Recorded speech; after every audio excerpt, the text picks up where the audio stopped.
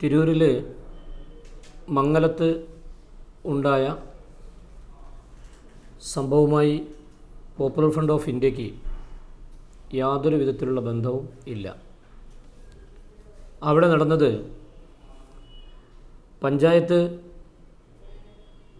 ഇലക്ഷനിൽ വിജയിച്ച് ആഹ്ലാദ പ്രകടനം നടത്തിയിരുന്ന CPMകാർ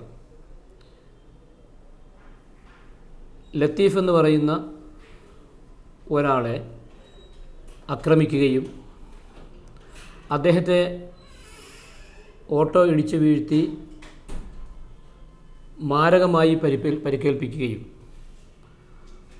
രക്ഷപ്പെട്ട് ഒരു കടയിൽ ഒളിച്ച ലത്തീഫിനെ പോലീസാണ് രക്ഷപ്പെടുത്തി ഹോസ്പിറ്റലിൽ അഡ്മിറ്റ് ചെയ്തത്.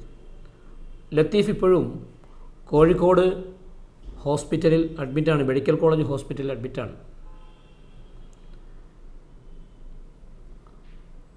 അതിനെ തുടർന്ന് ഏതാനും മിനിറ്റുകൾക്കുള്ളിൽ അവിടെ ആ നാട്ടിൽ ആ സ്ഥലത്ത് ഉണ്ടായ ഒരു സംഘർഷത്തെ,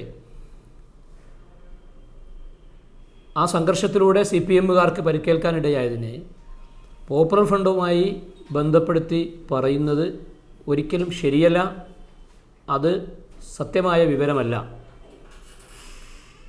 മറിച്ച് ആ സംഭവത്തിൽ പോപ്പുലർ ഫ്രണ്ടിനെ വലിച്ചിഴയ്ക്കാനുള്ള പ്രധാന കാരണം ഈ പോപ്പുലർ ഫ്രണ്ട് ഓഫ് ഇന്ത്യ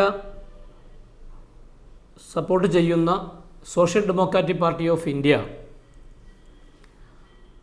അതിൻ്റെ വളർച്ചയിലും അത് മുന്നോട്ട് വയ്ക്കുന്ന ജനകീയ പ്രശ്നങ്ങളിലും അരിശം പൂണ്ട് നിൽക്കുന്ന CPMനും അതുപോലെ മറ്റ് കക്ഷികൾക്കും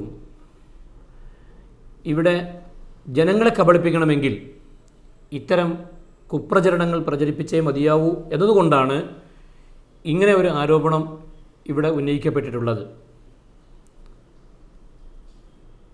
ഈ സംഭവത്തിൻ്റെ യഥാർത്ഥ വിഷയത്തിലേക്ക് കടക്കാതെ, എന്തുകൊണ്ടിതുണ്ടായി എന്നതിനെക്കുറിച്ച് ചർച്ച ചെയ്യാതെ,